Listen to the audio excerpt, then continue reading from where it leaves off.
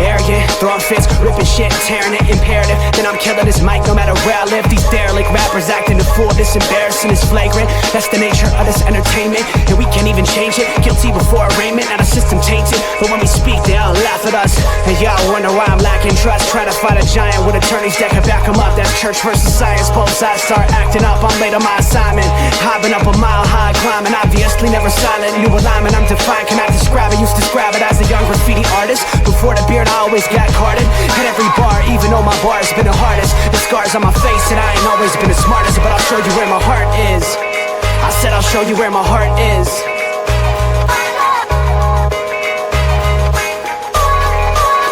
I can show you where my heart's at. See it on my sleeve, even if the beat stops my soul. Ladies and gentlemen, it's Tuesday. I'm back. Feels good to see the fellas. A little sports nonsense and whiskey for the people. How we doing, Pinky Robert? Cheers. We are doing excellent. You were definitely missed last week, but definitely had some good spicy things to talk about. So it was okay, but you were definitely missed. Your presence was not there. So glad to have you back, buddy. Appreciate that. I saw that you definitely went a little spicy for the people. So well done. Thank you. Pinky, how we doing? Man, I'm doing great, baby. I'm doing great. Good. Because again, I got we had last week's show, then I had Smack Talking Raw, and now we've got this week coming up. Got some cool stuff to share with you guys. And it's a good time, my man. It's a good time. We got a lot to work through today. That we do. A lot of good stuff to talk about. So good stuff. Well, then where would you gentlemen like to begin? I'm saving all of my stuff to the end, so I'll let you gentlemen go ahead and start us off. Caleb, let's start off. And I know you were just chomping at the bit. Since you weren't here last week, you didn't get a chance to talk about it. It's NBA Finals time, baby. Ooh, Thursday. Yeah, let's get this going. It's happening. Yes, it is. So I'll just start off for the good people by apologizing. I ate plenty of crow, even though I couldn't make it last week. Cooked a couple different dishes because I predicted Indy and OKC both to lose and not make the finals. So my apologies. With that being said, I feel like no matter what I say now, it feels like I'm going to be a hater because of what I previously said. So it's all going to come off hating one way or the other. So it doesn't really matter at this point. So I'll just tell it as simply and truthfully as I possibly can and how I see it. OKC, I thought you needed one more year, and that's my fault. I thought what Minnesota learned from last year, beating Denver and then getting smoked in the Western Conference Finals, walking a little bit easier to it this year. I thought they had learned some things and were ready to go. I did not realize you were as mature and veteran, even though young as you are, with OKC. Your leadership, your team camaraderie, and the way you guys go at teams for 48 entire minutes on both ends of the court, but specifically that defensive end leading to your offense, it's incredible. And I love watching it. And I haven't picked them. I had Denver beating them. I had Minnesota beating them, and it was nothing against OKC. It was just I felt certain things were matchup-wise not in their favor time and time again, and I was wrong. In this series, I'm picking OKC. And this is nothing against Indy, because if I'm being honest with you, Indy is a very, very similar squad to OKC.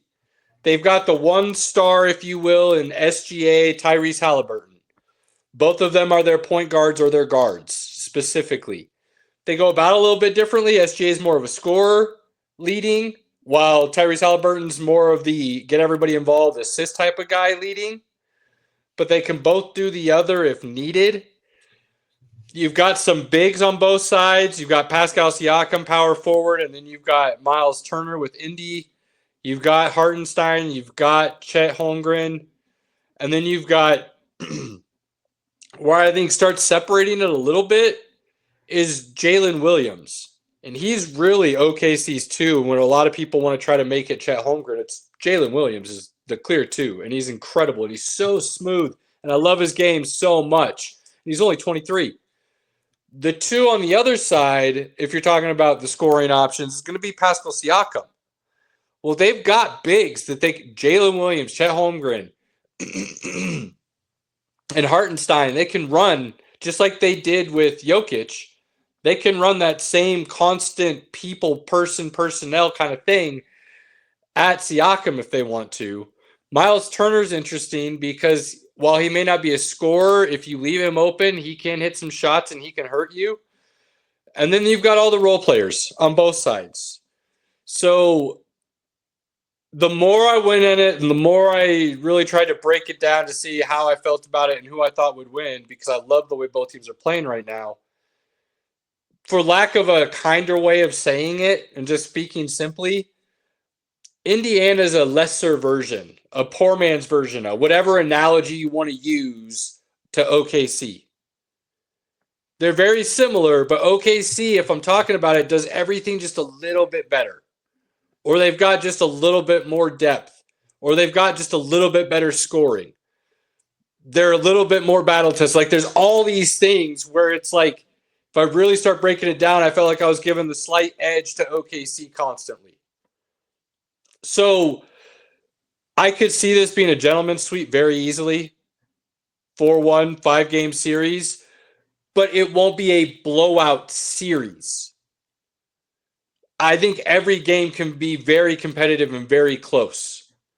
I just see, again, OKC being slightly better in most of the areas that matter to where they'll end up pulling it out in the end. And so, like, a lot of people think, okay, gentlemen's sweep, what a blowout, not fun to watch. Like, I think this will be a really fun series to watch. What's fun about it is where OKC relies on their defense and that constant pressure to then go into their offense. Indy's defense is really reliant on their offense. They like to get out and go. And they will go and go and go. And they have no problems with wanting to think about slowing down because it doesn't happen. So when they're putting that much pressure on you defensively, it's that strength versus strength, rock hard place, whatever you want to call it, immovable object kind of stuff. So again, though, I just feel like OKC is just a little bit better. Just a little bit better. And I know everybody wants to talk about SGA being the free throw merchant and things of that nature. But if you know what he wants to do is play a mid-range game, and he still gets to his spots time and time again, and gets his mid-range game, I don't think people are giving him enough credit for that. Like there is a sweet science and a beautiful art to being able to, even though somebody knows what you're going to do, and they do everything to stop it, and you still out and go and do it, and you do it consistently. The free throws, again, are just part of the fact that they go and play more inside the three-point line as a team. They'll shoot from the outside, but they like going to the rack. And I keep telling people, if that's what you do and that's what your primary mode of offense is, you are going to get more calls than somebody who likes to take a bunch of threes. Like that, it is what it is. So in the paint, baby. Yeah, man. It'll be interesting to see how those two things play off each other. But I do like OKC. And if I would have to call it, I would say a gentleman's sweep. Like if I had to put money on it, I would say 4-1 OKC. And even that, I feel like it's hard to sweep a team, right? And Indy's playing really good ball. But they're not – they've got the time off. Both teams have had a chance to kind of relax, right? It's a long layoff. It's almost a week. Like that's a pretty good layoff in basketball terms. So I think that resets whatever mojo you had at the end of the Eastern Conference Finals. And everything kind of resets, and you got to look at this fresh now. And OKC starting at home is definitely an advantage, especially in that atmosphere. The cool thing, though, to keep an eye on, though, as well, from outside the court, is these two fan bases. This is as close to like a college atmosphere that you're going to get in the NBA, like in professional sports. because these are the teams that they like to represent. Now, I know Indy has, the Colts as well, and they do well representing the Colts. But Indiana is a basketball state. Make no mistake about it. Like, they thrive on basketball in that state. And seeing the Pacers get there, they are... Quote, in 49 states, it's just basketball, but this is Indiana. Rick Carlisle. Hoosiers, baby! Now, I mean, I'll say this completely. There's nothing that's greater than getting those college atmospheres because these teams, while they've got the Colts haven't really been overly good these last several years. And OKC is really just showing who's dog right now. So going hard in the paint and things like that, I mean, these are teams that it's going to actually be, I feel like, an aggressive finals, and I'm super excited for it. Now, I'm personally, I said this before, and I'll say it again, I am pulling for OKC just for the simple fact that they beat our boys, the Nuggets. I really feel like the OKC might be top dog, but it's going to be a battle in the trenches for sure. For sure. And Caleb, you said it earlier, it's, there's a lot of things riding on these teams to bring home the championship. So I really feel like it's going to be a high octane, high adrenaline matchup. And it's going to be fun. The one place Indy, I believe, does have an advantage, and I think it's actually sizable, and it's not being talked about that much. And I don't feel like he's gotten a lot of credit necessarily as a head coach to begin with, but Rick Carlisle is an amazing head coach. Like, he's really good. He's got that championship with Dallas and Dirk and that veteran team against LeBron and Wade and Bosch down in Miami, and everybody thought there was no way they were going to win that series, this, that, and the other. Carlisle's a good coach, a veteran coach, an experienced coach who's been in these situations a lot. Now, I'm not trying to say Dagnall is not a good coach. Dude's proven he definitely has the pulse of his team, and he's made some really interesting, smart moves for his team. Good example, strategist, is what he was doing with Denver. Jokic likes to get the ball in quickly, and he will go to the refs and he will make sure they know very early on in the game that you're going to give him the ball so he can outlet it and move. That's what he likes to do. That's the Nuggets' primary break, is a Jokic inbound down the court. He started putting a guy on the sideline to sub in at every dead ball so that Jokic couldn't do that, because the refs would have to stop to check for the sub. And then he'd just tell the sub to go sit down. Gamesmanship, sportsmanship, you want to start bringing some of those things into question, fine, but it's not against the rules by all accounts. So it's not like he doesn't have an idea of how to play some games and do things outside the lines, if you will, that can still assist his team. But I still like the veteran knowledge, if you will, of Carlisle, having been here, having won one, and taking what many believe is a lesser team and getting more out of them to get them to the finals. Nobody had Indy picked at the beginning of the season to get out of the East. Almost everybody had OKC picked in the finals. Except you.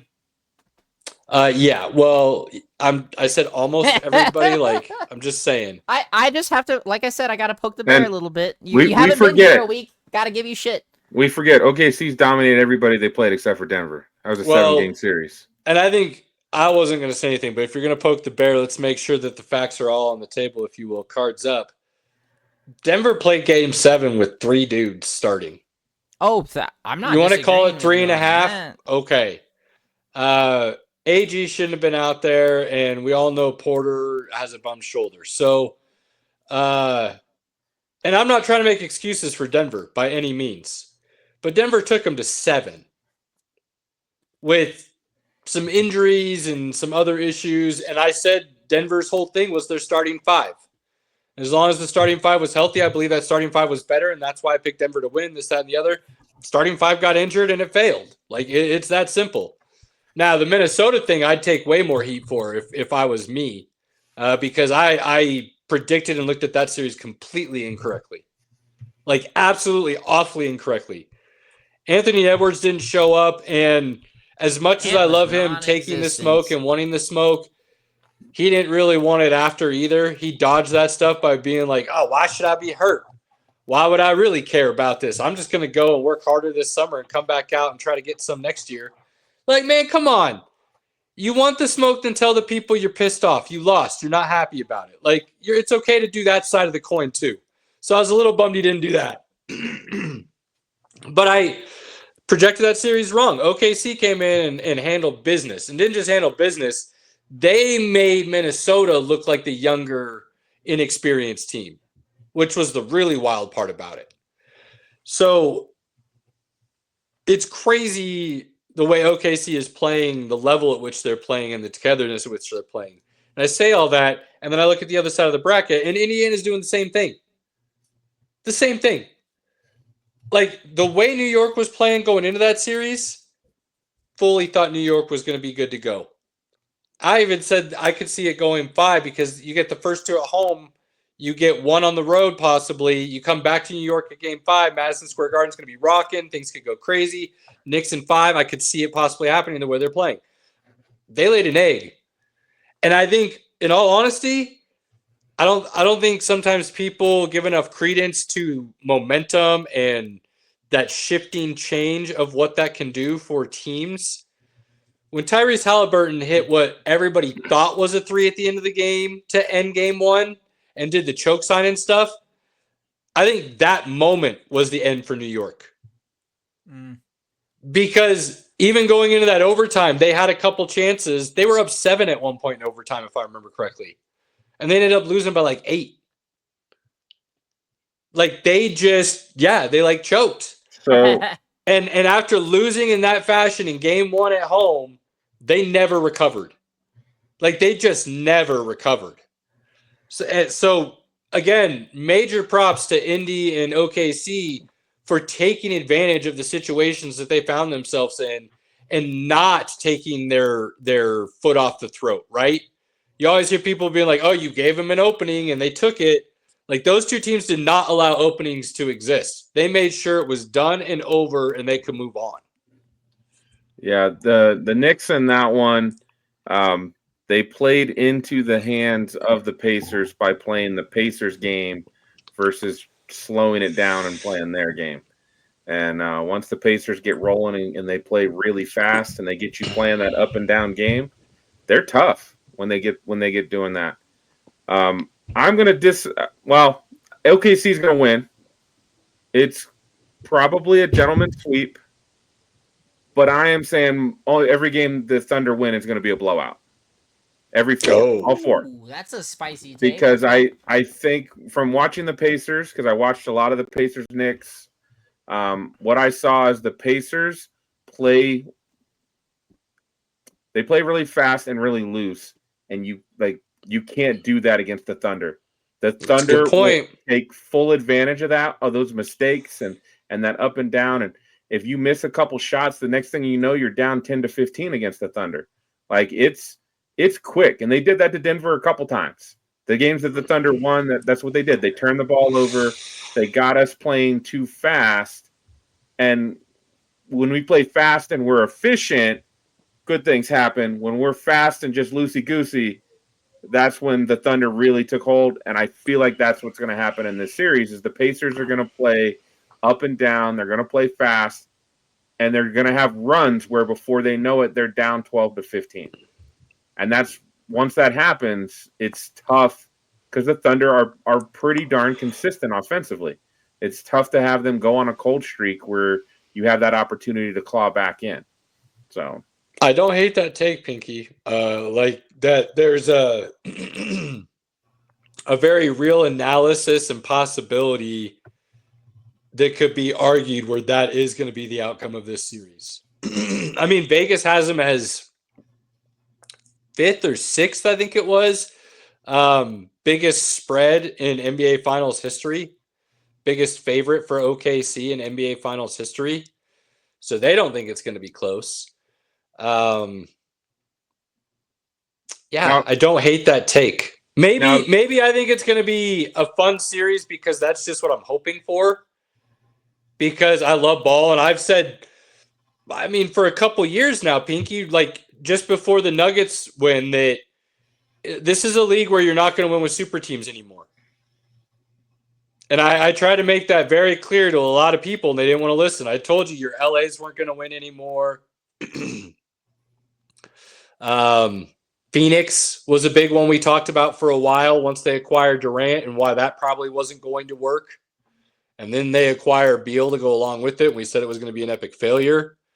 We talked about Milwaukee bringing in Lillard and how that wasn't going to work. Like we talked about how that evolution of those days was long and gone. And if you weren't building from within and then adding key pieces to a system, if you will, to your star and some really good players, and then the complementary stuff, you're going to get left in the dust. Mm-hmm. And so the teams you see right now, Indy, OKC, San Antonio probably next year is going to be coming up if they can stay healthy. These are going to be more homegrown, younger teams, few vents surrounding them, and they're going to grow and build that way. And it's going to be, can you continue to do that while letting go of key pieces and filling those in? Where Denver is so interesting and people were wondering if the dynasty was going to happen is they got caught in between the two they got caught in between the two eras. That second apron now is a big deal. And they got caught trying to build a team right before it and going into it. And they kind of got handcuffed a little bit now.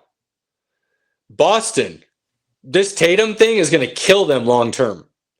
They lose a year. New ownership coming in.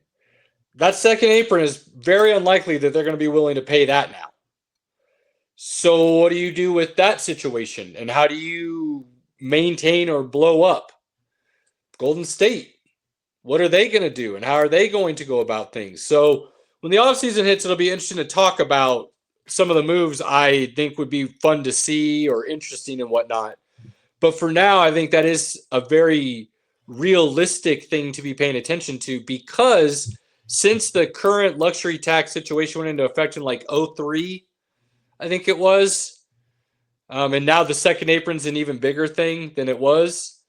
But this is the first time the two teams in the finals have not paid the tax.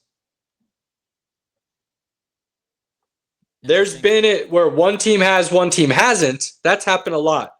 But this is the first time both teams have not. And if you look at the landscape of the league and where things are going, the era that's about to age out of the league, the era that's in their prime and coming into that new superstar status level, and then that young era of stars right below them, not a lot of those guys in those second and third tiers are on the same team anymore. They're spread out across the league. And so how that plays out, OKC's got something stupid like 15 first-round picks in the next 3 years, or 12 in the next 3 years, something like. They'll probably trade half of them away, or they just, you pick correctly, which Sam Presti has done. This man's the best GM in the league. You let guys go because you have to, because of the salary issues and the taxes, and you draft correctly, and you just keep reloading for a couple years, and you do have a dynasty. You draft wrong, you don't, if you let go of the wrong guys. But that's going to be the game a lot of teams start playing. And that's what's going to be interesting to see how this finals goes. Is it competitive or not competitive? Because if it's not competitive at all, does Indiana panic in the offseason and do something maybe they don't have to? If it's close, or heaven forbid, Indy somehow finds a way to win and OKC loses, does OKC kind of do what you're thinking and just go in all on the tax, trade a bunch of picks and go get a Giannis to pair with what they already have? Or, like there's so many scenarios that could play out after these finals. It's ridiculous. So, and to piggyback off of that, Caleb, one of the greatest things, again, I've been really trying to focus on a lot of things happening behind the scenes, a lot of commentary and things like that for basketball. Charles Barkley made a very interesting comment, and I believe it was about Giannis, and you can correct me if I am wrong, but he made a comment about how it's not the 90s anymore. Cities don't matter. You go where the championship's going to get you. And I feel like there is some truth to that. However, that is also one of the few things that I honestly would disagree with, is there is some level of appreciation when you have a shred of loyalty. I'm not talking overloaded loyalty, but at least a little bit. I feel like that is important to have. But I also agree completely. And that's one of the few things, as not just a big soccer fan and watching a lot of that happen with a lot of people that I've seen, like, it'd be nice to see them get a championship of some kind. I feel like that has a lot of merit, and it really should be removed in that conversation of, like, you know what, you want to go where you're going to be known and get a championship. Everybody wants a ring. You want to make it happen no matter what. No matter what. I mean, period. End of story. So I think that you'll see a lot of that happen in the offseason once the finals are over, and a lot of big movements for a lot of teams, because people want rings. And we could debate all about the NBA conspiracies and things like that, but I mean, at the end of the day, I think that's why a lot of big names aren't going to be staying where they are. Well, so two things about that are interesting. First, Shams Charania came out last week, I want to say the end of last week, and said he believes there's a very good chance that this offseason could be the most interesting and polarizing and explosive offseason in NBA history. Completely. I would agree with that. The other thing is Barkley's quote about Giannis. Actually, it was about Giannis. If I remember all of it correctly, if we're talking about the same one, which I think we are, was actually, there's another part of that, was it him in favor of basically telling Giannis to stay in Milwaukee?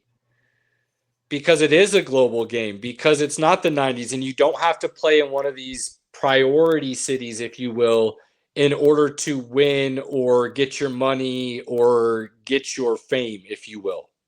You can do it anywhere now because of the ability to globally market yourself from anywhere. And Pinky, you and I have talked about this a lot, and why we think the small markets have had an opportunity to rise up a little bit. And part of the reason why I've been talking about how I don't know if LA is necessarily a destination attraction anymore the way it used to be, for many reasons. Yeah.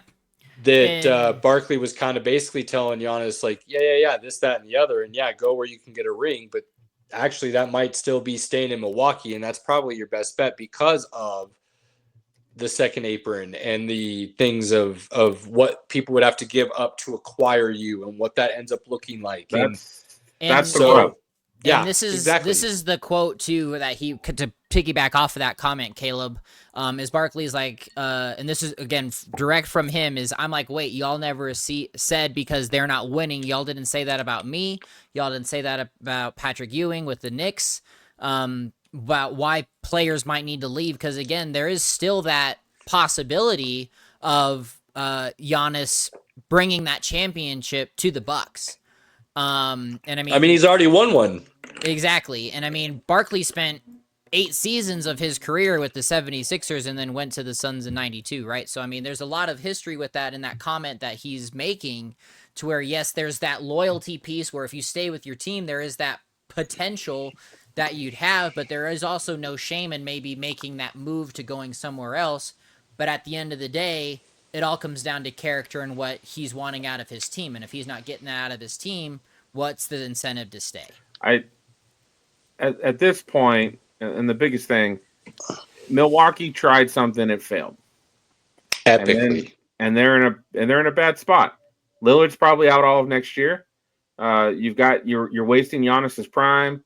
I'm not sure where his contract's at, if they've got to pay him again anytime soon. It's hard. Like, they don't think they have a lot of the draft picks. They don't have a lot of depth on their team currently.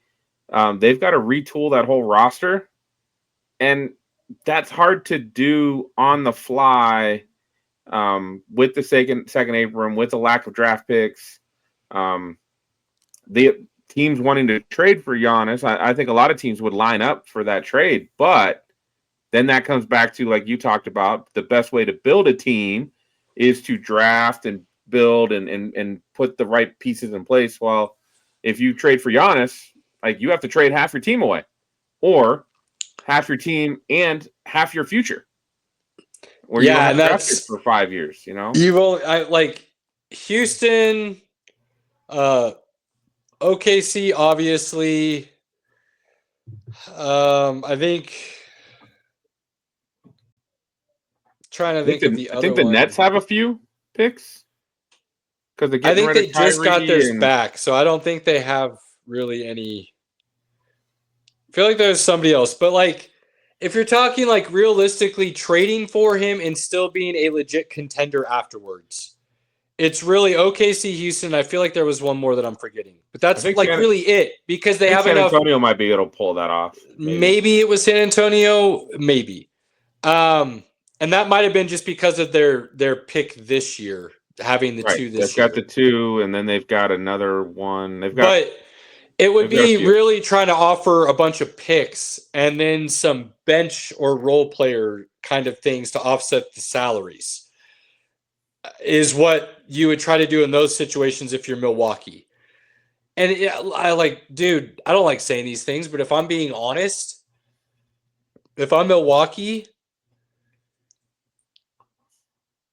why would you not trade Giannis? And I hate saying that because I like seeing stars, especially ones that have brought a championship to your city, being able to retire with that team and still be competitive to the end of their career. But Milwaukee's in a bad Pinky. You talked about it. I mean, Lillard out pretty much all of next year with the Achilles tear. What do you expect him to be when he comes back? He's going to be 33, 34, coming off an Achilles, which takes at least a year coming back off of to even get remotely close to back to your old self. And so now we're talking at least 2 years from now. So now we're talking 35, 36. You're talking Giannis 33, 34 with not a lot of depth, not any draft picks in the cupboard to go replenish things with. Where do you see that franchise going? What are you really trying to accomplish long term? This is nothing against Giannis. This would be a thank you so much. We love everything about you. If you truly love the organization as much as we love you, you would understand that as much as we hate to do this, this is what's best for the organization. Because we still want to be good after you leave. We want to do all the things that you did for us, honor. You made us a legit team. We don't want that to end just because you retired. We want it to continue. Like, that feels like Milwaukee's in a rock and a hard place, but that's probably where they're going to have to end up, right? So then where does he go? Seriously, OKC, is a legit possibility. That's crazy. Okay? It's crazy. OKC is a possibility they can make it work, but that would escalate because again, when they're paying Shea, Williams, Giannis, that's going to really put them in a bind of where now, they can't build a lot of depth at that point because they're putting everything in those three dudes. So, but it depends. If you're trying to get 2-3 straight rings, call it a day, then yeah, you could do that, right? Make it happen. That would easily make them a monster team. But yeah, the Bucks, by the time the Bucks would be good again, Giannis is 33, 34. He's 30 now. He'd be 33, 34. And then is he still in his prime like he is now? He plays a very physical style of game. That wears down as you age. So, and I think people forget he's still a 7-footer.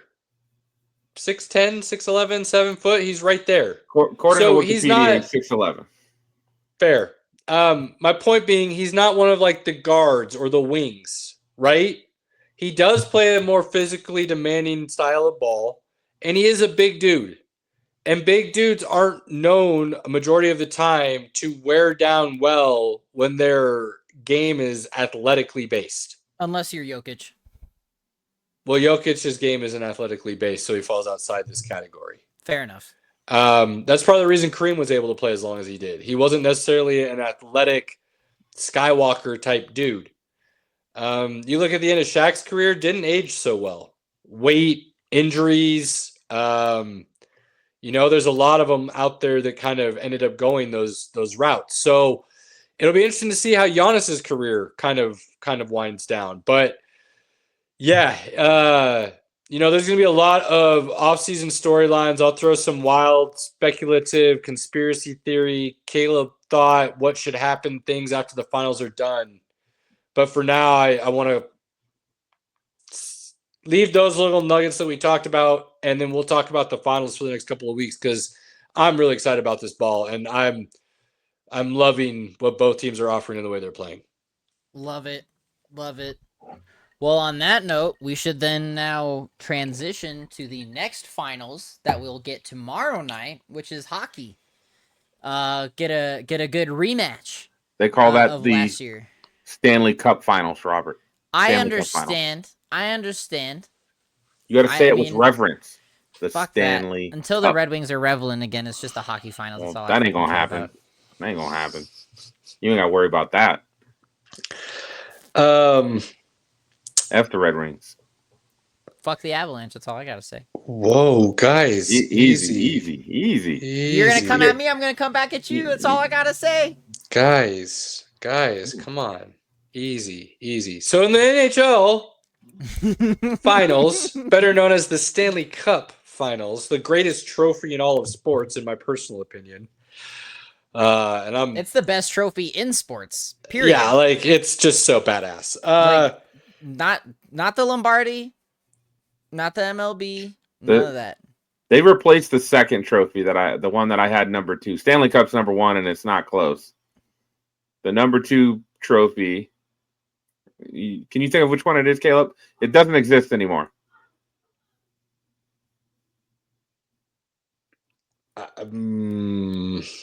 Was it the Crystal Football? Yeah, college. Man. Okay. The Crystal Football was the old CFB. Legit. What am I trying to say? What was the computer? What do they call the computer?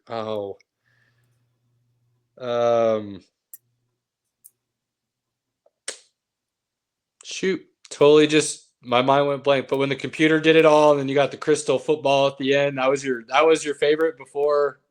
The Crystal Football is legit, man. Pretty sick. It just looks so nice and pretty. It was pretty sick. I was sad they got rid of that one. But back to the Stanley Cup. There's nothing like it. Yeah, Florida, Edmonton. Repeat of last year's finals that went 7 games in an epic fashion. Florida won the first 3. Edmonton came back and won the next 3. And then we got a crazy game 7. It's hard to think this one won't go 7 again. But I have a fun little stat, Pinky, for you. And I'm sure you could do this with a lot of guys, but it's fun because of who these guys are. Getting their first cup. Gretzky in 83, his first Stanley Cup, he lost to the New York Islanders. 1984, wins his first cup, beating the New York Islanders. Sidney Crosby, first Stanley Cup Finals, lost to Detroit in 2008. Love that. Oh, man. The following year in 2009, he wins his first Stanley Cup against Detroit. I remember watching those games. This season, Connor McDavid reached his first Stanley Cup last year against Florida. He plays this year against Florida. Can he kind of continue this great one trend, if you will, and win his first cup after losing to the same team the previous year? I mean, there are some crazy storylines, and that's one of the things that's cool about hockey is there usually are some crazy storylines to follow. I posted a Yammer Yager post the other day that this is like, it's something like 45 straight seasons a teammate of Yammer Yager's has played in the Stanley Cup. Like, that's absurd. Like, that is so absurd. But this is another one. Gretzky loses to New York, wins the next year, gets his first cup. Sid the Kid loses to Detroit, wins the next year for his first cup against Detroit. McDavid, who many believe has a chance to go up and end his career as one of those top, 4, 3, 5 guys to ever play the game, but he's got to get a cup here now. Does he do it the same way? Like, these stories are so much fun. and the fact that we get a repeat of last year that went 7 games in a crazy epic fashion, I'm here for it. I am so here for this, and I can't wait for this to kick off tomorrow night. I know we haven't talked a lot of Stanley Cup playoffs, guys, and we apologize. We've kind of in and out. We don't watch all of it as closely as we follow the other things to feel like we deserve to talk about it. So when we do watch some of it, or like if the Avs were playing still, we were watching all of those games, we'd be paying a little bit more attention to all the games. At least we're honest about the situation, okay? So get off our backs. Yeah, this is Listen, awesome. There's just so much to watch in a very little amount of time. We got to pick and choose, unfortunately. That is the nature of our business. Yeah. Very, very, very true. It sucks, but, you got to make the best of it and catch up on all the highlights when you can. McDavid's And got to Sports get Center this ain't done. what it used to be. Hell no, it is not. It is very disappointing and a very, I don't want to say lawless land, but a very empty land. A pour one out into my tummy for what Sports Center used to be. Which RIP Sports Science. John Brackus. Boy, when that first came out, couldn't get enough of that from my nerd stuff. Analytics first came out, I was all over that. Sports Science came out, I was all over that. Like, couldn't get enough of that kind of stuff. But yeah, that's a bummer too. So I know Cody disagrees. And I'll let Pinky kind of give the rundown. We tried to get Cody on. He had prior commitments, and we understand that. So we appreciate him giving us a rundown for Pinky to kind of give to the people, if you will, on his thoughts. But I had talked, if Colorado didn't go at the very beginning when Cody was on, that I liked Edmonton to sweet revenge, basically what happened last year. And I can't get off that. And so I like McDavid and Draisaitl and the boys getting it done this season and getting their revenge against Florida, and being able to lift Lord Stanley's Cup at the end of the season as the champions. And again, McDavid being able to then continue that path towards being one of the greats, because I, for one, personally don't think you necessarily need a ring in a team sport to be considered the best there is, or even one of the best there is. I think it helps your case a lot when others in the same conversation do. But I think too often people forget it is a team sport. And when a guy like a McDavid, like I just think about like at the end of his career, if he goes to 3, 4, 5 Stanley Cups and never wins one, but in each Stanley Cup, he's the dude that they're trying to hand the MVP trophy to. Like, it would be hard for me to fault him and say, well, he didn't do enough. You know what I mean? So I'm not saying I would make him the greatest. I'm just saying I don't necessarily put as much weight on the championship team sport greatest of all time thing. I think what you do in the brightest moments does matter. So I think you do have to play at a championship level or an all-time great level. If you don't win at the end of that, that's not necessarily on you. And I think there's a lot of guys who have done that who may not necessarily get the credit that they deserve because they didn't end up winning. So that's all. Yeah, and again, I'm not saying I would make them the greatest, because when you're in the same conversation of guys, and let's say you're looking for things that are going to be the one that offsets that counterweight, if you will, and you've run out of everything but championships, then you have to start weighing those, right? Like, that is what it is. You nitpick and things of that nature. But Barry Sanders is the greatest running back of all time. Nobody nitpicks the fact that he doesn't have a championship. Like, that doesn't come up in the conversation of why Barry Sanders isn't the greatest of all time. Man, he got 15,000 yards of running behind the Lions O-line. That dude's the greatest of all time. No question. I'm saying, I think people forget that they always want to be like, yeah, they do, but championships, blah, blah, and then but Barry's, and then they go, oh, yeah, huh. That's actually a really good example. And and again, is Barry Sanders the greatest NFL player of all time, the greatest football player of all time? A lot of people will say no, because they're going to say it's Tom Brady with the rings and stuff. Boy. Joe Montana, things of that nature. But Barry Sanders is always 1, 2, at worst 3 when you're talking greatest running backs of all time, and that man don't have a ring. So I'm just saying there are levels, and I understand that, but sometimes I feel like there's too much emphasis put on that. So if Connor doesn't get it done, does that take him out of the running? No. But to get that one, does it start validating a little bit more? Yeah, absolutely. I wouldn't deny that. It's no different than what Jokic went through a couple years ago, right? He's got that one. Now, people say you want to put him into the top 10, he needs multiple. You want to talk about him as the greatest center of all time, he needs multiple. I don't necessarily agree with that. That's where I'm like, you got one. Like, one is something. That one holds a lot of weight, regardless of how many ones of those you have. You have one. So, hard to say. But I like McDavid and the boys getting it done this year. Look, I want to break down what Cody had here. He wrote up a nice little synopsis for us. So, Cody, when you listen to this, buddy, we appreciate you, and we'd love to have you on. Cheers, good sir. Thank you. Thank you, Cody. First of all, he says, fun fact, never have an American goalie in the playoffs. They play well during the regular season and crumble when it matters. And I believe Edmonton's goalie is American, I think. I don't know. You have to look that up. I don't know his goalie that much. Was the Dallas goalie American? Ottinger? Yeah. I think so. That could be what he's speaking about. Okay. Yeah, he did. With Dallas epically failing. I mean, Ottinger got pulled after 2 shots in whatever game that was. 7? And Ottinger's pretty solid, so that could be it. Some issues there. Some issues. So for Edmonton, this is what he says Edmonton needs to do to win. He does eat his crow for doubting them. He thought they were going to get booted in the first round. McDavid and Draisaitl carried once again. They are getting great depth scoring, and their goaltending has been shaky, but was very solid in the Western Conference Finals. For them to win the Cup, they need to play fast like they did against the Stars.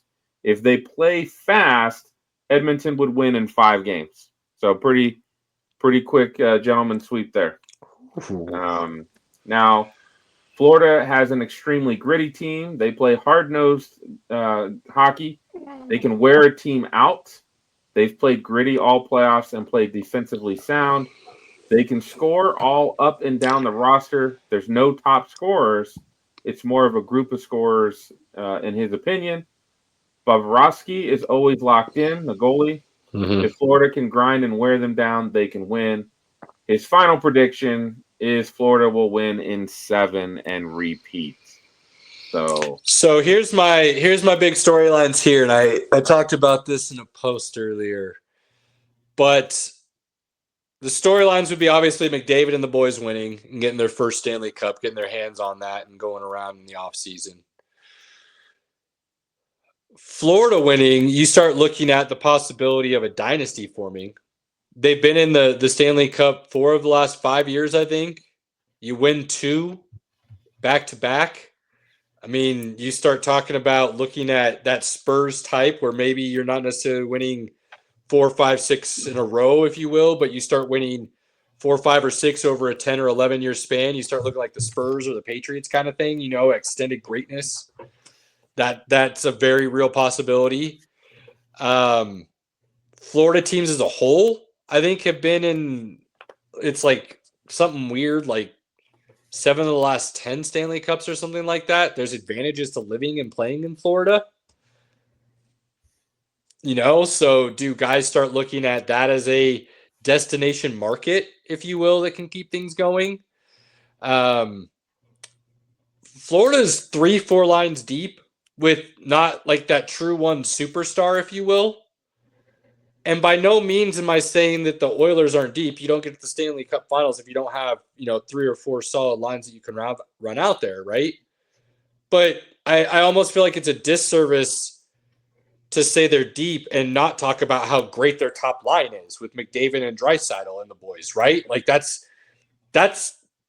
probably the greatest first line in the NHL.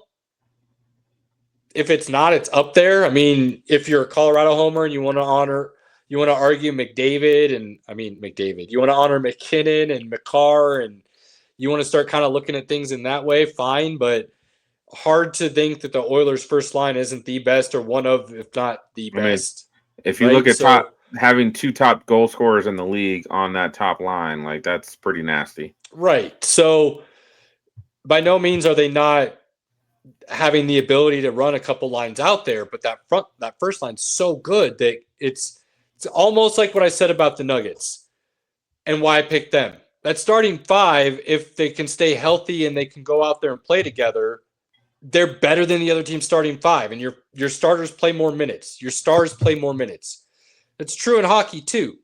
So can the Oilers stars, when they're on the ice, make a bigger impact than whatever the 3 or 4 deep line consistently can do for Florida? And I think that'll be the fun matchup, if you will, to watch back and forth game to game in this series.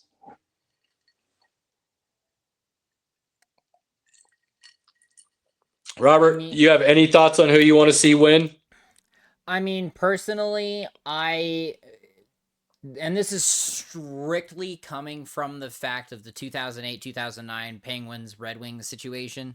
I really am excited to see this dynamic. Now, I know that the Panthers are kind of, I don't want to say the favorites, but they're definitely going to have to hold their own against this.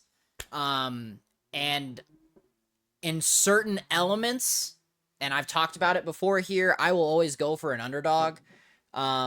So that's really where I'm at on the situation, to be quite honest. Now, what I will say to this fact, though, of rooting for the underdog, if Florida does come out on top, that just cements how good of a team they are and will continue to be, period. Which is very crazy to say because we're talking about Florida here. Like, I know it's wild hockey. It is so insane to think about. But I mean, I also feel the same way about the Golden Knights. Like, it's just they are consistent, and they are, while they miss here and there, they are a major topic in hockey. Sure. So while I want to go for the underdog, to root for something that again is not very common to do, and back to back, it is a feat. And I really think that Florida does have the talent to do it, as long as it doesn't get into their heads. As long as they play good hockey and come out strong and aggressive, but defend their own, I really do think that they're going to be the ones to take it. All right, so I've got Edmonton. He's got Florida. Cody's got Florida. Pinky, who do you have? Look, guys, this is very irrational, and it won't make sense. Even better. But I'm going to root for the Oilers because I'm rooting for Oilers' titty girl from last year. I'm hoping she comes out, shows them out again. She brought great energy to the team when they were doing their 3-game stretch of wins. That's what I'm rooting for. Plus, I like McDavid. I hope he gets a ring. So, all right. Well, there you go. What else would you expect from me, Caleb? Look, people, if you don't like honesty, then we're just never going to be the right show for you. And Hey, my man gives you honesty, okay? You want him to pick a winner. He needs a reason. He's giving you your reason. That was like the moment that momentum in that it really was, shifted. Which is crazy. And she got a lot of coverage after that. There's no doubt about it. Man, she took her 15 minutes of fame and stretched it a little bit, for sure. She got her Playboy spread, and she made good money last year on that. So I'm thinking she's going to make a comeback. Okay. Well, moving right along from speed on the ice to speed on the asphalt. F1 in Spain went down this last weekend, and I will say it now, Robert. And look, I know we're new. I'm still learning things, and I'm not dumb enough as a sports person to say this without understanding it's still a long season, okay? I very much am aware of how those things still work out. But as of this moment, I have decided that I will call the Constructors' Cup McLaren. And I'm also calling the Drivers' Gold McLaren as well. Which one we will see. But what I am hoping for is that they will allow their 2 drivers to truly race it out for the rest of the season because of what happened in Spain this last weekend, and giving them a huge points gap to play with in both the constructors and the drivers' points. It makes me so mad. I think that could be, I mean, I don't know because I'm not an F1 historian and I'm still learning and I don't have the time to go learn and I'll do all the history yet. So it will take time. But have we ever seen something like that where two drivers on the same team fight it out this closely all the way through the season to the point where it could come down to the last race for who wins? I don't know if we've ever seen that, but if we have, cool. If we haven't, even better. But at this point, all the other storylines that we can talk about and that we will mention, Robert, that one is now my favorite and my most interested. Because I think that would be badass if you let those two, who are obviously driving the best cars in the series right now on the grid and seem to be the two best drivers right now because of the point standings, the ability to go out there and just truly race for it would be epic. Epic. So, call them both for McLaren right now. We just don't know which McLaren name is going to be on that driver's trophy just yet. So while the competition has been there, from my understanding, it has never been to this level. In the most recent years, the one would be between Sergio Perez and Max Verstappen on Sure, Red Bull. And even that was... It wasn't as I don't want to say monumental, but as big as this. Because McLaren, in any race that has happened this year thus far, it has been almost theirs to lose, which they have a couple times. Due to different strategies and tracks and pole positions and whatever. I mean, you could look at that all day. But, I mean, to be quite honest and transparent with all the points and things that McLaren is obtaining, it is on their own fault to lose and to lose alone. Infuriating as it is, because it almost makes watching pointless because you're like, McLaren's just going to do it again. But that's what made this weekend that much more exciting to watch because of all of the things that happened behind the race leaders. So there were so many things that played into this that we'll get to that in just a second. But before you move on, I want to throw this thought out there to you and see what you think. Normally, I would agree with you that it's like, this season's not going to be fun to watch anymore. But that's because whatever team had such a big lead also had a clear driver A and a driver B. Yes. But now, I think McLaren's been very clear that they don't feel that they have an A or B situation. They have two A's. And while everybody keeps saying they need to pick one to allow them to go out and get the points, they seem very, very, very serious about not picking one and truly letting them race by all accounts. So normally I would agree with you, but because of the fact that we do get to see them both go at it, to me, doesn't that make it insanely interesting? And then we get all the other stories on the back end that don't necessarily matter for the points, but now we have a reason to still watch the points, Robert, and we still get to pay attention to all these other ridiculous stories going on with the possibilities of what's going on in the next season and still this season, if you will, that I know you're about to touch on. What do you think? I would agree with that completely, and I think that's what makes this season that much more exciting to watch. While yes, I say it makes it almost not fun to watch, but that is, again, like you said, makes up that difference, because now you're seeing where's McLaren going to place their money, because there's not a clear answer as to who's the better driver. It is who I don't want to say off the track, but just simply off the mentality and the actual Grand Prix that they're in that impacts those racers. So for Piastri and Norris, I mean, it is very much a give and take situation. And I think that's very clearly illustrated between their relationship of they don't even have that rivalry to say, oh, I'm the better driver. They don't have that ego behind it, which... I mean, being relatively new to F1 but still knowing a little bit of the history, there's a lot of ego that plays into this, and Max is a great example of that, but that element isn't really there for McLaren. It is very much a team-driven McLaren right now, plain and simple. Well, and taking a step further, I know there's a lot of changes coming over the next couple of years, but as long as McLaren doesn't fumble the bag on those issues, why would you get rid of either dude? Pay them both, and you're winning Constructors' Cups every year, and let them figure out on the track who's going to win the driver's gold, right? Isn't that the absolute best of both worlds if you're a team? Completely. And that's what's saying that's what's so crazy to think about moving forward is even though you see all these changes and new rules and teams coming in and power plants and this, that, and the other, is anybody set up better than McLaren to just dominate for the next decade?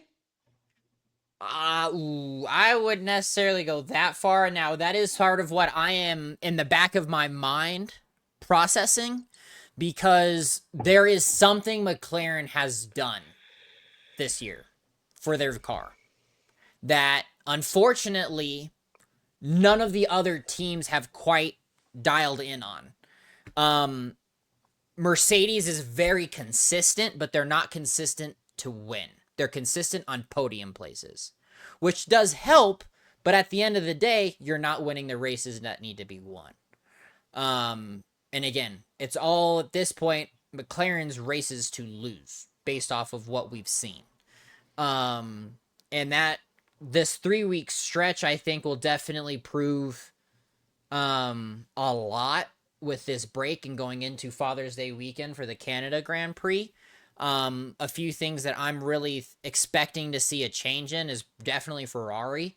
I'm not sure what Mercedes is really going to do in this element, because they've had some weird one-offs, and I think Russell really is a hypocritical bitch.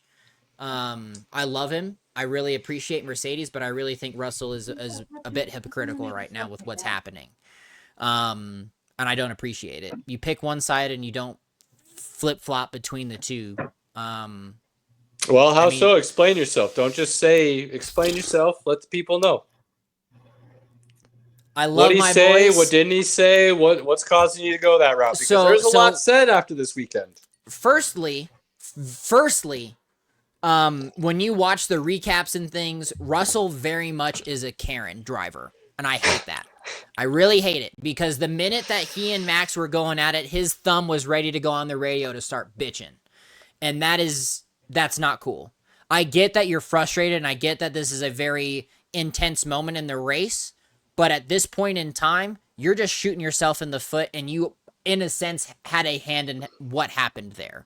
And for him to say at Monaco the week before is that Max, there's little kids watching and things like that, but dude, you just literally cut off one of the drivers and broke the rules and drove off the track to get ahead. And then this week you're bitching about somebody crashing into you because of your own situation. Now, Max had a hand in this in their strategy, and personally, I don't know what Red Bull was even thinking with running 2 softs and then a hard at the end. Like 3 pit stops in this race was absolutely asinine. I really don't respect it. And if you want to do 3, why wouldn't you do that in exact reverse order? Start on hards and then go soft. Exactly. There's so many things that you're like, what are you doing right now? And the thing that really aggravates me at the end of the day about this whole situation is that Max apparently, from the outside looking in, had no idea that this was the strategy, which I think is absolute bullshit. They went in with this thinking that they would be leading in some form of capacity to where those hard tires would, in a sense, maybe pay off, but you took that 3rd pit stop on your own volition. Like, that was your plan to get to this point, and you basically shot yourself in the foot doing so. And then to get boiled over and crash into another driver, come on, man. Your team was even saying, like, you need to let him by, which I get, that sucks.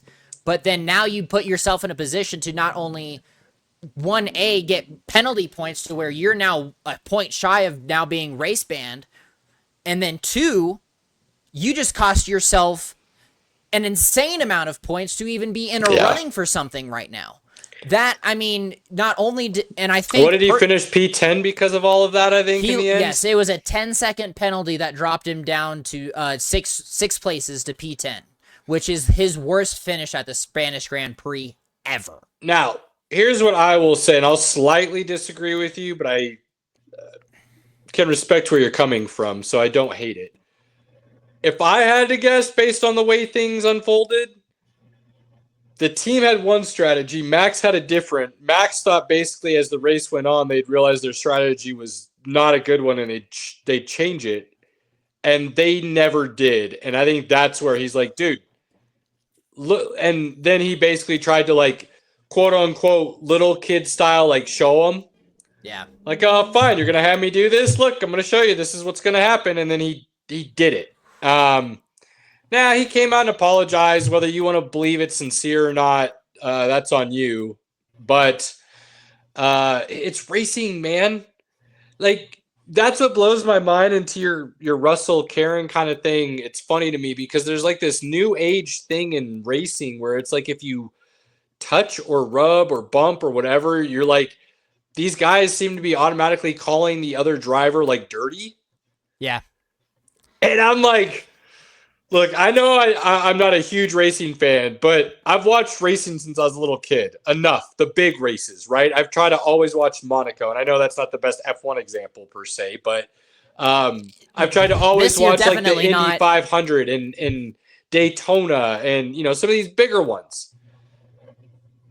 Dude, even a decade ago, like guys rubbed a little bit.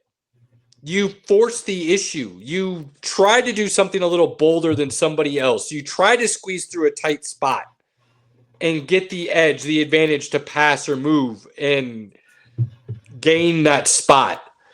And it seems like some of these new era drivers feel like that's almost like they're like it's ungentlemanly and that's not part of the sport and that's cheating and you shouldn't do such. And I'm like, ugh, like that's not fun racing. Well, and like and if you're gonna want guys to pass and stuff, like that should be definitely something you expect to happen. And this is where I approach that Karen element is F1 is very physical on your body. It is not a physical sport, but it is a taxing on your body. But when you're looking at those touches and those rubs and things like that are happening, it's a mental warfare game. Mm-hmm. You're trying to get somebody spooked to where they back off and give you that advantage, which in this specific season, again, being the rookies that we are to this, again, that takes away that element of anything. I don't want to say that anything goes, but it's that element of competition and competitiveness to where you're trying to get that advantage. And that's across any sport. So if you can get in somebody's mental state, game over. I mean, that's it. And that's basically the golden ticket to any sport to win. I also think it shows ruining that mental. Oh, you're 100% right. And I also think it shows a level of greatness. For motorsports, completely. The greats have a... if you want to call it a strand of insanity, fine. But they have this innate ability to bury their fear that most people would have and try something or go in and put themselves in a position that others would deem unsafe or not conducive to their long-term goals, if you will. Well, go ahead. Sorry. I was just going to say, in the greats, a lot of times, across, and I'm speaking about kind of those extreme sports, the motorsports, the X Games, the skiing, those fast. Shaun White. Like you're willing to go to an edge and then over that edge to try and push the sport and yourself to another level for that victory. And when you hear guys like a Russell, or as much as I hate to say it, a Lando Norris at times has felt similar to when he's talked about what Max is willing to do compared to others. So and he's not, it never said Max is dirty. He's just kind of said Max is willing to kind of put himself in situations that I wouldn't to win. He's the Tom Cruise of F1. He's going to push that needle. And I can respect where Lando's coming from because he's basically said, like, look, I always want to win clean. So if it looks like something that could be considered against the rules or dirty, that's not how I want to go about winning. But he's proven that he's willing to put himself in bold positions to win. Max just is willing to put himself in maybe you could say unsafe positions to win. And I would agree. And that goes to what Robert was saying. is that mental warfare. I'm willing to do this. Are you willing to stay in and make me crash, or are you going to pull out and draw back behind me kind of thing? So there are levels to it, very much so. But I love that chess match within the racing chess match itself. Which is one of the biggest things this season that I think is one of the most underrated storylines thus far is, and Pinky, I'm sorry, I'm going to drag your boy through the frickin' dirt and you're going to hate me for it. But that's what's happening to Hamilton right now. He is in no way in any capacity able to stand on any level ground to compete. Ferrari was, and as of right now, that is the worst possible thing he could have done. Because, and a lot of the reports coming out of the Spanish Grand Prix this weekend is he was in tears because he is so unbelievably frustrated that he doesn't understand what's going wrong. Yeah, I mean, there's some talk that there could be some serious issues with him and the, I don't think it's called a crew chief. That's NASCAR. The podium boss. Engineer. Not the podium his boss, engineer, the engineer. right? Yeah, They his call him lead the engineer.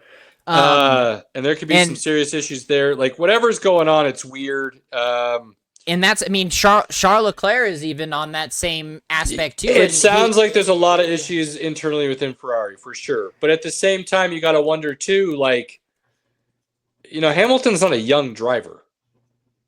He's he's a seasoned driver, and it's showing. At what point does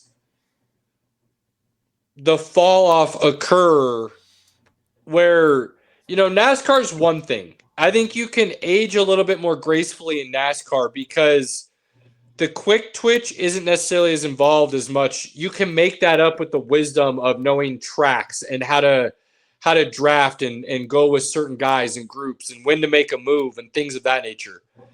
F1, though, relies a lot more on the quick twitch, muscle, eye, hand-eye coordination situation because of the way you drive the cars around the track. What point does that slip to where you do start losing those 0.2, 0.3, 0.4 of a second that matters so greatly lap to lap in F1 that's just what we're seeing from Hamilton, and it's not the car. I'm not saying that's what's happening this year, but I'm saying I think that is something that is now being legitimately discussed and thought about because of what's happening this year. Everybody's going, damn, that situation's so bad, and he is getting older. Like, how much time legitimately does he have left to make a run? And now people are starting to legitimately talk about his age. Whereas I felt like last year him moving to Ferrari, that wasn't something people were talking about. They were talking about Hamilton and Ferrari could be magic. Like, what could happen? What could be? Do we see another run? And now I don't feel like that conversation's the same. Completely. And I think part of this as well and Ferrari hasn't really been a top dog in a while. And I think what his mentality was at the time that he made this deal last season coming into Ferrari was that I'm going to be the game changer. I'm going to be the person that puts Ferrari back on the map. But unfortunately, you've got an oil and water situation where it's really not mixing well, and the cohesiveness isn't going to be the team winning mentality. It is very much at this moment in time an individualistic aspect, and you've got one person saying this, another person saying that, and then another person coming in saying, well, this isn't correct for either of you. And there's a lot of warring opinions right now in Ferrari to where they're just not going to be producing. However, they do this, and I will, as much as we're saying about Ferrari, they did make that leap here this last week to jump two teams into somewhat of a contention for the Constructors' Cup. Now, they're not nowhere near anywhere there where McLaren is, but they are showing some little bit of progress, but not enough to where it's going to contribute to, I think, racing wins, which is really what they need at the end of the day right now, and it's just not happening. Yeah. So be interesting to see what happens over the next couple of weeks. I mean, the likelihood of Max getting away the next couple of weeks without a point penalty is slim to none. And if that's the case, it means he's going to get a one race ban, which is crazy. McLaren running away with everything. What happens in the back half of the field? I mean, Williams is starting to look kind of good. They're starting to figure things out. The Alpine boss came out recently and said, like, look, this is unacceptable. We will win a Constructors' Cup by 27. Like, they're all in next year. That is an awesome. How much is that true? But at least they're saying, like, they're serious, And Cadillac's coming in next year, baby. Cadillac's going to be my team. I've said that all along. I'm excited about that. And then they're going to have a power plant in 28. They're going to be one of the suppliers for a power plant in 28, I believe. So, like, there's a lot of stuff coming. And then, different changes within the car configurations for next year that are going to be big. And we'll see what happens. But, yeah, it's fun. I'm liking this. We got in at a good time, I think, my guy. And it'll be fun to learn and grow with some of these things. Absolutely. No, again, I'm excited for the break. I think a lot of teams need it right now, especially Mercedes. They've had a lot of mishaps happen. Which again is the team that I'm following for a lot of personal reasons. And I think Ferrari really needs this reset as well to really get their heads screwed on straight to maybe make a comeback in some case. Sure. But we're a third of the way through the season. There's a lot of things that can still happen. McLaren is riding on some form of golden rainbow right now, and I really think that if they were to start messing up, it'll be absolutely devastating. Yeah, it'd be wild. But that's what makes, from what I'm gathering, that's what is making this sport a lot of fun to watch. And to kind of plug this in for Pinky in just a moment, a lot of the times when I have my family over on the weekends, my niece is obsessed with Max Verstappen and the Red Bull race car. It's become a staple in their household and things like that. So also getting to share that and seeing somebody else that is also enjoying it makes this all the more fun to really get into and get behind to share that. So, the next race is on Father's Day weekend at noon.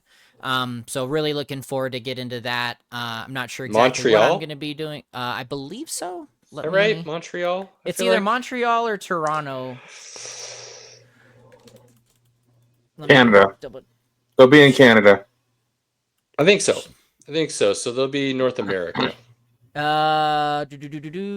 Montreal. There you go. Okay, cool. Well, on that note, Robert, we've got a little bit of time left here. You got a little nonsense for the people to end the show while we finish this lovely week that was and is? I do, and I'm not sure exactly where you both stand on him as a watcher. But Mike Flanagan is coming out with his next movie, which is The Life of Chuck, with Tom Hiddleston as the lead. He's done House of Usher, The Haunting of Hill House, and a lot of other horror type things. Now, this isn't necessarily horror, but this is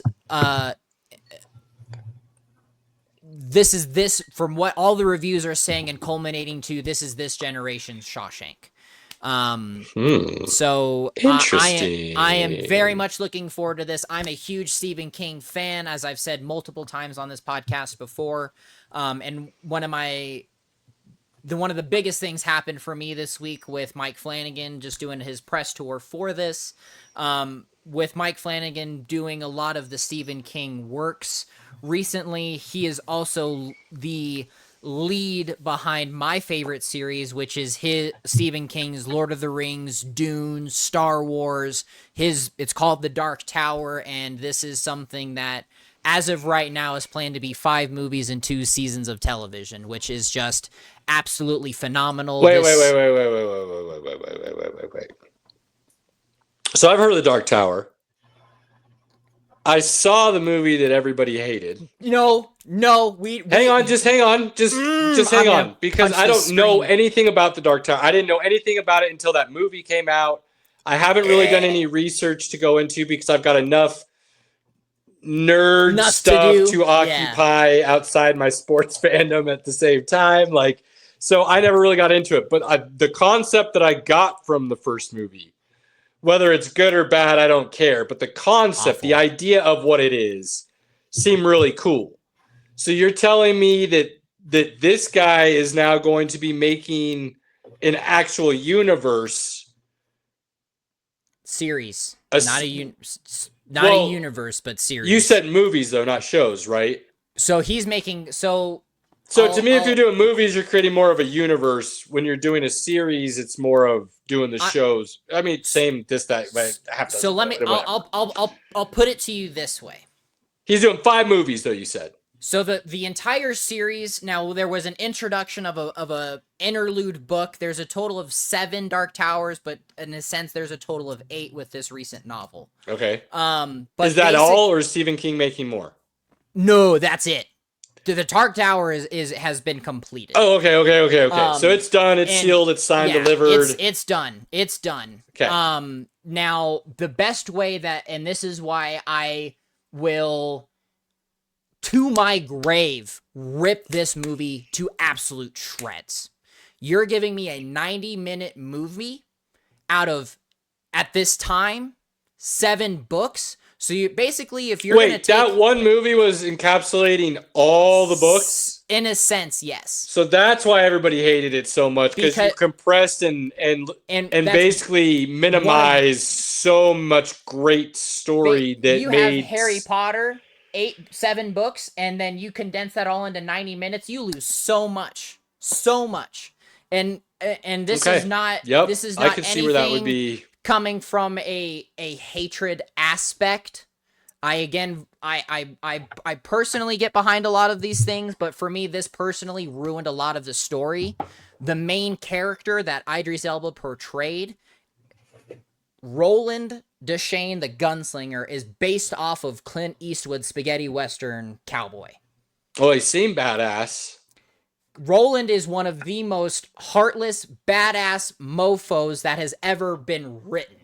And the opening line of the series is the man in black fled across the desert and the gunslinger followed. That is one of the hardest and coldest openings I have ever read, and nothing has come close to it. And so let me ask you this. Go ahead. In the 5 movies...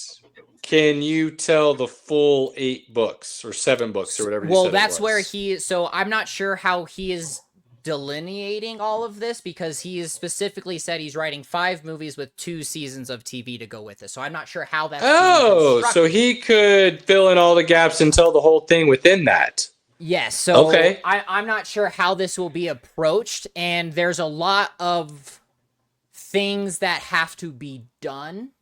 Is Stephen King okaying this one? Is he... So, yes. Stephen King is behind this one, and this is one of the biggest things that came out with Mike Flanagan's press right now. And let me just pull up the exact quote here so I'm not shooting myself. I always feel like that's a big deal when the author of the source material is willing to be involved. Mike Flanagan is a Stephen King fanboy. I mean, he has done so much for this series. He did Dr. Sleep. Is this Dave Filoni, George Lucas situation almost? In a sense? I would say so, yes. Okay. To my comparison, yes. And one of the biggest things, and this is the thing that hits my heart the most, is in this interview, he goes, while I am building this universe, my goal is to not let Stephen King down. This is his magnum opus. This is the series. And it's not scary. It's not horrific in any type of way. It is very much a fantasy novel that you just get entrapped in. And so the Dark Tower is a legit sci-fi fantasy. It's not The Shining. It's a legit, from a great author, a legit story. So that's what makes this series so fantastic, is that some of the main characters it's not really touched on in The Shining, but the power that is displayed in that it's called the Shine, which pulls into this series. The Stand is one of the main settings of the 4th book. So a lot of characters that you hear in Stephen King's works also make appearances in the Dark Tower.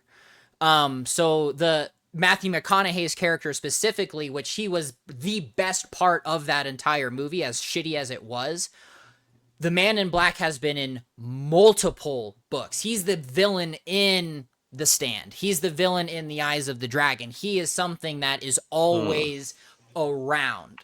And so while people who may not know what he is or what that world is could see it as horror or thriller or whatever you want to call it, in this series it's fantasy because it's like history. It's like Lord of the Rings, basically telling of where it came from, what it is. Magic and stuff exists here, so it's not a horror in that sense. Exactly. It's all and the best part about this is that it's in the novel it's called Wheres and Whens, because you have a different when of this universe, but it's not necessarily our universe. And it gets to a point where it converges into, and the best way to put it is the Marvel timeline is you have Earth 616, which is our Earth. You have that same, this is the Earth, and they are trying to save it from falling apart, because if the Dark Tower falls, so does all of the world. Interesting. Okay. Yeah, and nice. Salem's Lot from the 70s and the most recent remake, while the recent remake was absolute shit, one of the main characters in that actually gets pulled into the Dark Tower, and he doesn't know why, and actually becomes a main person of the story. Well, let's hope this guy does it justice then, because it sounds like it could be really badass, actually. I don't want him to rush it. I need him to take his time, and he's basically equating it to building an oil tanker. It is not something that is going to just happen. It is going to happen organically, and it will happen when it needs to. So I'm behind it. I will happily be patient enough to wait for when this does eventually happen. Do we have an idea of when the first movie's expected? Nothing. Right now it's just a thought on a napkin, basically. He is working through the whole thing on how to adapt it. Okay. Robert will be in his 30s, and I'll probably be 50 by the time it comes out, so... Hey, and you know what? I will hopefully by that point in time have completed my second read-through. I'm actually halfway through the final book right now. And it's getting better and better and better and better as I continue. Interesting. And I used to have, this actually ties into what I'll get into next. So Stranger Things season 4 actually took a lot of elements from my original favorite book called The Talisman, written by Stephen King and Peter Straub, which plays into the Dark Tower as well, that when you get these moments to build off of something that can be great, you don't want it to be rushed. You want it to be concise and clear and get that story told. Otherwise, you lose it. And this series has so much to it that if you rush it like they did in the previous movie, you lose that magic and it's over. Fair. Well, what's the last you wanted a Stranger Thing quick hit Stranger here before? Things, season I know you've 5 been or season blood 4. boiling about some issues here that we've all talked about previously, but by all means, quick hit it. So let the people know. Season 5, Stranger Things, Netflix's Tudum, their Comic-Con, whatever you want to call it, released a lot of great things. However, with season 5 coming, they have 8 episodes, which some of them will be, in a sense, full-length movies. They are taking 8 episodes, dividing them into 3 parts over the course of the holidays. The first part will be November 26th, the second will be on Christmas Day, and the final will be on New Year's Eve. Awful. Well, hold on. Awful. I've never watched this show, so I could care less. At least it's not like, episodes, like 4 episodes, and then like 6 months in between and then another 4 episodes. Like at least I give them. Yeah, that's awful. I will give you that. That is so bad when 100%. They do that. 100%. The mid-season break. The worst thing that's ever happened on a streaming. Yeah, the kick fans in the nut. Take more of our money, please. Yeah, that move. And for me personally, I mean, for when you. And this will be the perfect place to talk about this because, again, I'm coming from the nerd element. You all coming from the sports side of things. What are you all going to be doing on Christmas Day? Watching football. Watching the Well, if Broncos I'm at allowed Andy's. to, I'll be watching basketball That too. and football. So, I mean, no, to the nerds and the people like me, I will find a way sure to get my Stranger Things in because I have to. Otherwise, it will be ruined for me the next following day, and I don't want that. Yeah, I mean, the if next you day come over off. to my house on Thanksgiving or Christmas, There's not watching anything else. well, You're watching sports. let me correct that. If you come over to my house on Thanksgiving, you're only going to be allowed to watch football if I'm in the room. On Christmas, you're only going to be allowed to watch sports unless my wife deems one of the TVs will have a Christmas movie on, in which case she then gets to choose which TV she wants for the Christmas movie. But Stranger Things and isn't then Christmas. I get the other TV for the sports. But yeah, you're watching sports in my house if you're hanging out with me on a holiday, for sure. So, I got a big issue with that. I'm not a fan of it. I really disagree with it. While I think the idea is that all the families are going to be together, it's been one of their biggest shows that have been put out, and a lot of people were obsessed with the season 4 when it came out with Top Gun. And they've waited 50 years for the kids to go from 10 to 60 and retired to tell the story the right way. 9 As years. I've heard. Like I said, I haven't watched it, so I've just heard. 9 years for 5 seasons. 9 years for 5 seasons. It's very stressful. Okay. Now, on that note, I will close that, and I will end with this. Ooh, final thought. Right now, we're moving into what do we got? Guillermo del Toro has finally released his first look at Oscar Isaac's Frankenstein, and it looks amazing. This deserves a full theatrical release just as much as the new Knives Out does, and they're not getting it, and it is very upsetting. However, I will be sitting in my house watching this movie when it comes out the minute it comes out. Actually, the second it comes out.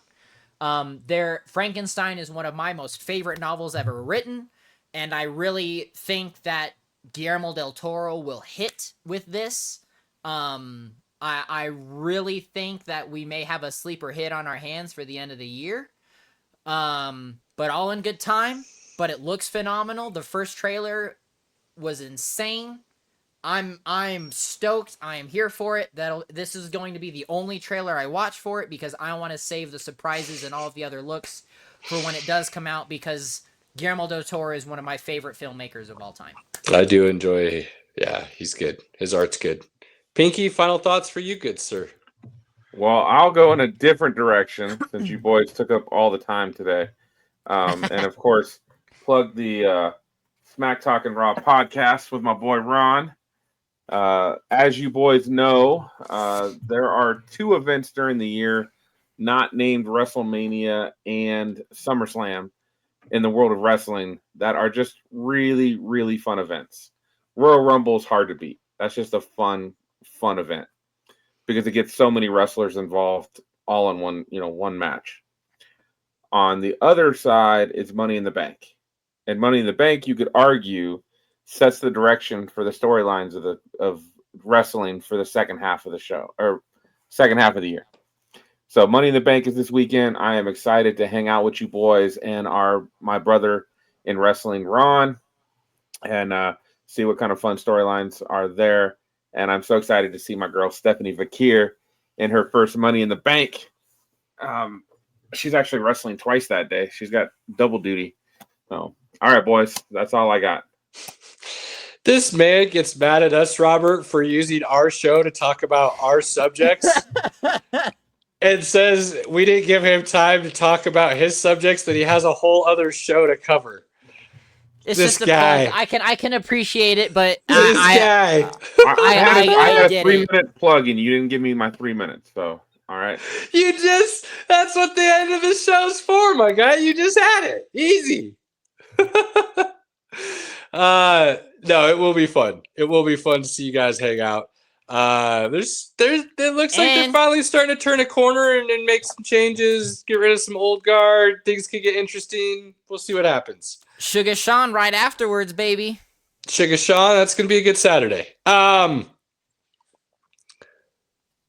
Look, there's a lot of sports going on right now. And I know we don't talk about it a lot, but I will use my last little moment here to plug some baseball because Ohtani and Judge are killing it. Skeens might be the best pitcher in baseball, and he keeps losing, throwing incredible games while playing for Pittsburgh. There's some good stuff going on in baseball. Check it out if you have a moment. On that note, it was good to be back. I missed you fellas. You held it down last week. You always do. I'm never worried about it. Spend those moments you have with your family, loved ones, friends, your inner circle, whoever you may consider that to be. Cherish those moments. Do not take them for granted. We appreciate all of you. Like, follow, share, subscribe, whatever you want to call it. Any way you support us, we appreciate. Until next time, we're out. Peace.